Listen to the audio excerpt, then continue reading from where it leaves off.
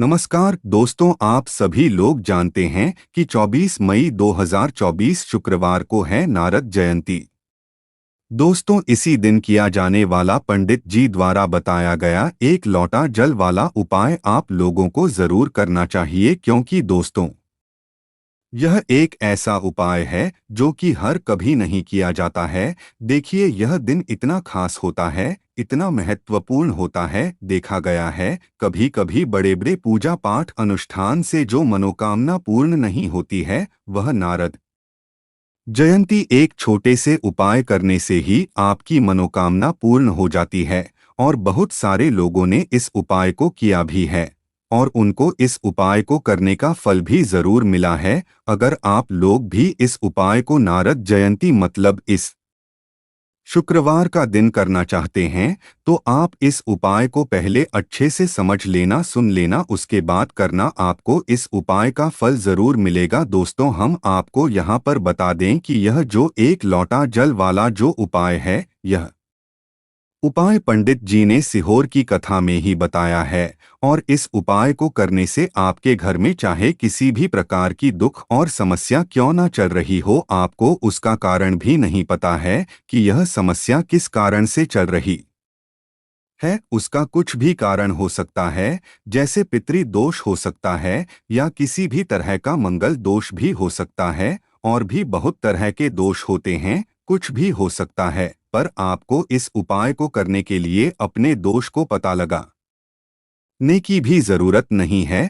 आपके घर में किस कारण से इतनी दुख और परेशानी आ रही है, वह भी आपको पता लगाने की जरूरत नहीं है। इस एक लोटा जल वाला उपाय को आप लोगों को कर लेना है, क्योंकि इसी एकमात्र उपाय को करने से आपके पूरे घर परिवार में सुख और शांति हो जाएगी। आपके घर में अच्छे अच्छे काम होने लगेंगे। आपकी जो भी मनोकामना होगी वह भी धीरे धीरे करके पूर्ण होना शुरू हो जाएगी। दोस्तों, अब इस उपाय को करना किस समय है, यह भी आप लोग जान लीजिए। देखिए, इस एक लोटा जल वाला उपाय को करने का जो समय है, वह सीधी सी बात है, सुबह का समय है, प्रातः काल का समय है। वैसे दोस्तों, नारद जयंती का जो समय होता है, पूरे दिन आप लोग उपायों को कर सकते हो, इसमें कोई दिक्कत वाली बात नहीं है। क्योंकि नारद जयंती के दिन भगवान शिव जी पूरे दिन अपने मंदिर में बैठे रहते हैं कि कौन भक्त आएगा, कौन हमारे हमको प्रसन्न करेगा और हम कब उसकी मनोकामना पूर्ण करेंगे। दोस्तों, इस दिन शिव जी इतना कुछ प्रदान करते हैं जितने की हम कभी कल्पना भी नहीं कर सकते हैं। इसीलिए आप लोगों को इस मौके को तो अपने हाथ से नहीं जाने देना चाहिए। तो अब हम समझते हैं दोस्तों, यह एक लोटा जल वाला उपाय आखिर आप लोगों को करना कैसे है। देखिए, विशेष रूप से कोशिश करना इस उपाय को आप नारद जयंती सुबह सुबह कर लो। पर किसी कारणवश ना कर पाओ तो फिर थोड़े लेट भी कर सकते हो, है ना। और पहली मुख्य कोशिश आपकी यही होनी चाहिए कि घर की जो माता बहन होती हैं, उनमें से कोई एक यह वाला उपाय करें। मतलब कि अगर माता बहन उपस्थित ना भी हो तो उस स्थान पर फिर घर का कोई बड़ा जो पुरुष हो वह भी इस उपाय को कर सकता है, कोई दिक्कत वाली बात नहीं है।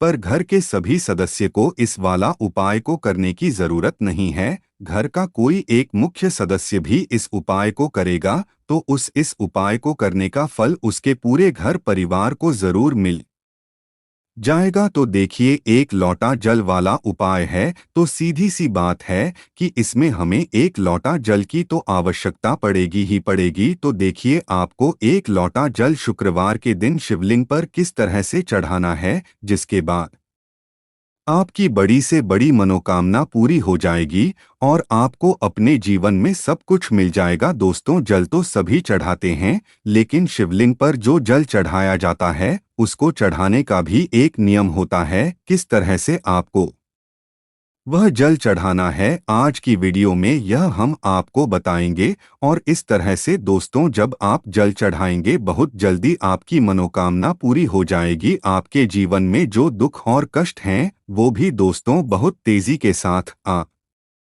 देखेंगे कि दूर होते चले जाएंगे। तो दोस्तों, अगर आप भी अपने जीवन में सब कुछ हार चुके हैं या आपको लगता है कि अब आपके जीवन में कुछ भी अच्छा नहीं होने वाला है या अच्छा नहीं होने की सारी उम्मीद है।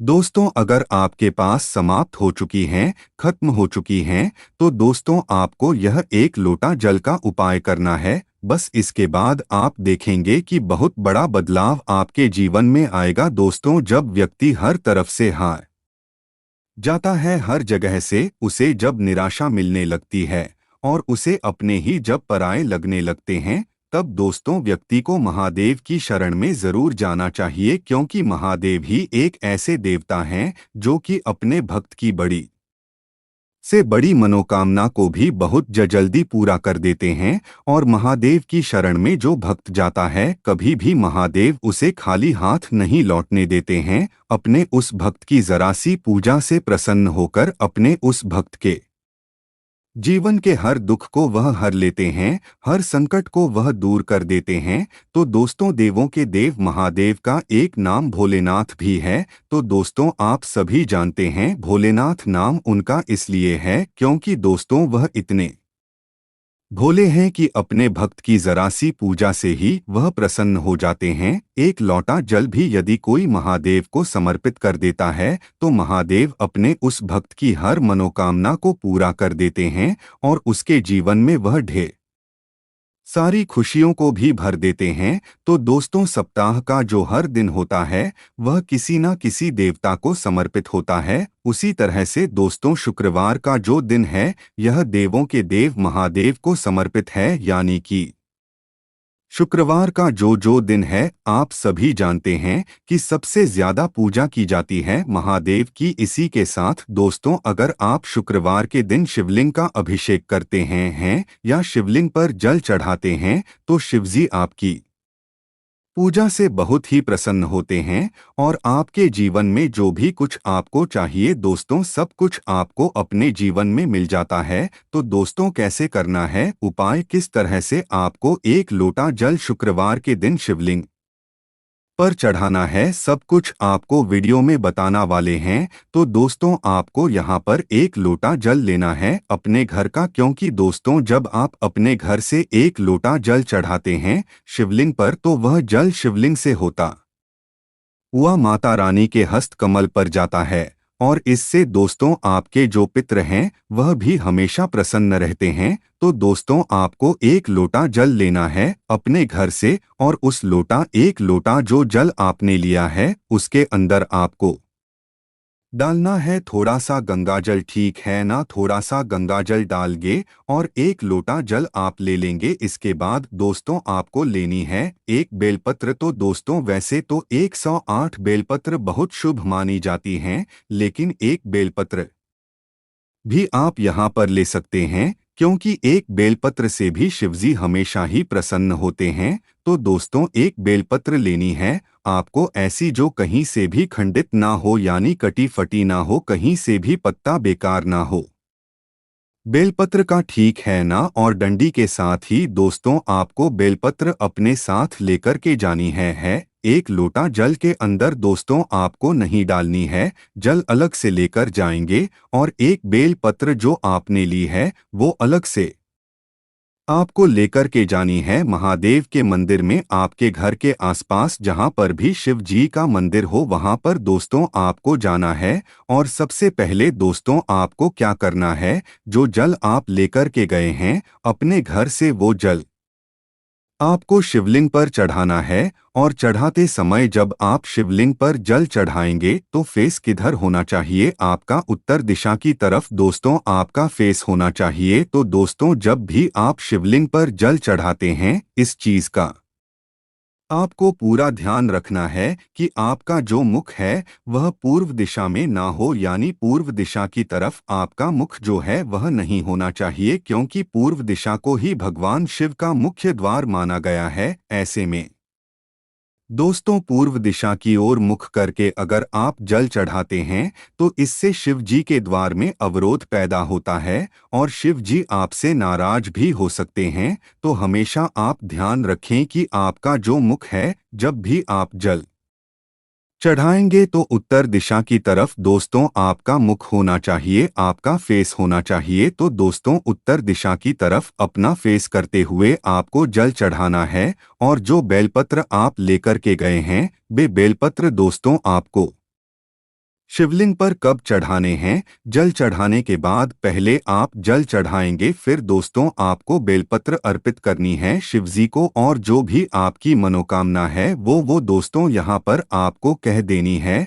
और दोस्तों जब भी आप यह उपाय करते हैं, शुक्रवार के दिन शिवजी आपसे हमेशा प्रसन्न होते हैं और आपकी जो भी मनोकामना होती है वह पूरी हो जाती है। आपको अपने जीवन में सब कुछ मिल जाता है। दोस्तों जब आप इस तरह से शिवलिंग पर एक लोटा जल अर्पित कर देते हैं, दोस्तों जब आप शिवलिंग पर जल चढ़ाएंगे तब आपको शिव जी का जो मंत्र है ओम नमः शिवाय श्री शिवाय, इस मंत्र का जप भी करना है। और दोस्तों यहाँ पर आपको एक चीज बहुत ध्यान रखनी है कि जब भी आप जल चढ़ाएंगे जल्दी जल्दी आपको नहीं करना है। बिल्कुल पतली धार बनाते हुए ही आपको शिवलिंग पर जल चढ़ाना है। इस तरह से दोस्तों जब आप जल चढ़ाते हैं तो शिव जी को ठंडक मिलती है। आप सभी जानते हैं कि शिव जी ने समुद्र मंथन के दौरान जो विष निकला था उन्होंने ही ग्रहण किया था, जो कि उन्होंने अपने ने गले में रखा है। दोस्तों तो दोस्तों जब आप हल्के हल्के शिवलिंग पर जल चढ़ाते हैं तो इससे शिवजी को बहुत ही ज्यादा ठंडक मिलती है। और जितनी पतली धार आपके लोटे के जल की होगी उतनी जल्दी दोस्तों आपकी मनोकामना भी शिवजी पूरी कर देते हैं। तो इस तरह से एक लोटा जल चढ़ाई है, आप खुद देख लेंगे कि आपको अपने जीवन में सब कुछ मिल जाएगा। तो यह था दोस्तों पहला उपाय जो करना है आपको शुक्रवार के दिन। अब जल्दी से बात कर लेते हैं दूसरे उपाय की, जो कि करना है आपको शुक्रवार के दिन ही। तो दोस्तों यह जो दूसरा उपाय अब हम आपको बताने जा रहे हैं, यह खास करके दोस्तों उन लोगों के लिए है जिनके सर पर कर्जा बहुत है, यानी जिन लोगों ने कर्जा बहुत ले रखा है, कर्जा चुका नहीं पा रहे हैं।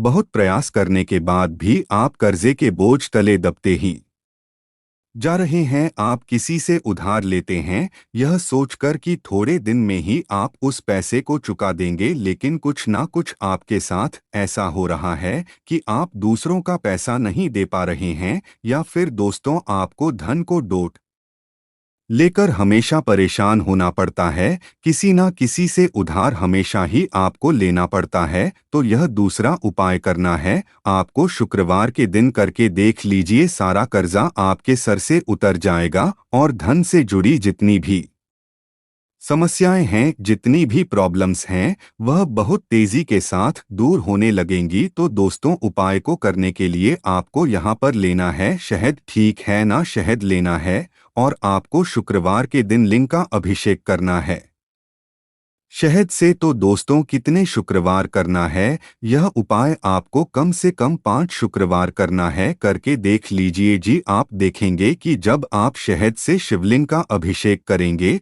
तो आपके जीवन में जो कर्जे से जुड़ी समस्याएं हैं वह दूर हो जाएंगी। और इसी के साथ दोस्तों धन वृद्धि आपके जीवन में बहुत तेजी के साथ होगी और जितना भी कर्जा आपके सर पर है वह भी दोस्तों बहुत तेजी के साथ उतरने लगेगा। दोस्तों जब भी आप कोई उपाय करते हैं पूरी सच्ची श्रद्धा के साथ करते हैं, भोलेनाथ पर पूरा विश्वास रख करके करते हैं, तो दोस्तों भोलेनाथ अपने भक्तों के जीवन में जितने भी दुख और कष्ट होते हैं उन्हें तो दूर कर ही देते हैं। अपने भक्तों को डोट कभी वह दुखी नहीं होने देते हैं। तो दोस्तों अगर आप अपने जीवन में हर तरफ से हार चुके हैं, हर तरफ से आपको ऐसा लगता है कि आप कोई उम्मीद नहीं बची है आपके जीवन में, तो दोस्तों आपको महादेव की पूजा शुक्रवार के दिन जरूर करनी चाहिए। और सरल से उपाय जो हमने आपको बताए हैं उन उपायों को आप करके देख लें। आप देखेंगे कि आप अपने जीवन के समस्त दुखों से और कष्टों से हमेशा के लिए छुटकारा पा लेंगे। तो दोस्तों देवों के देव महादेव की शरण में जो व्यक्ति जाता है काल भी उसका कुछ नहीं बिगाड़ पाता है, आप सभी जानते हैं। तो दोस्तों जो व्यक्ति महादेव की पूजा करता है स्वास्थ्य भी उस व्यक्ति का हमेशा सही रहता है, कभी भी उस व्यक्ति को कोई बीमारी परेशान नहीं करती है। दोस्तों, जब भी आप शहद से अभिषेक करेंगे तब आपको ओम नमः शिवाय इस मंत्र का जब भी दोस्तों आपको जरूर करना है। तो चलिए अब जल्दी से बात कर लेते हैं अपने तीसरे उपाय की, जो कि नारद जयंती के दिन ही आपको करना है। और यह जो तीसरा उपाय आपको बताने जा रहे हैं, इस उपाय को करने से मां लक्ष्मी की कृपा आपके घर परिवार पर सदैव बनी रहती है। और देखिए, मां लक्ष्मी की कृपा जब सदैव बनी रहेगी तो कभी भी आपको अपने जीवन में धन की कमी का सामना नहीं करना पड़ेगा। देखिए, सुख और दुख तो जीवन में लगे रहते हैं, है ना? लेकिन दुख कब बढ़ जाता है?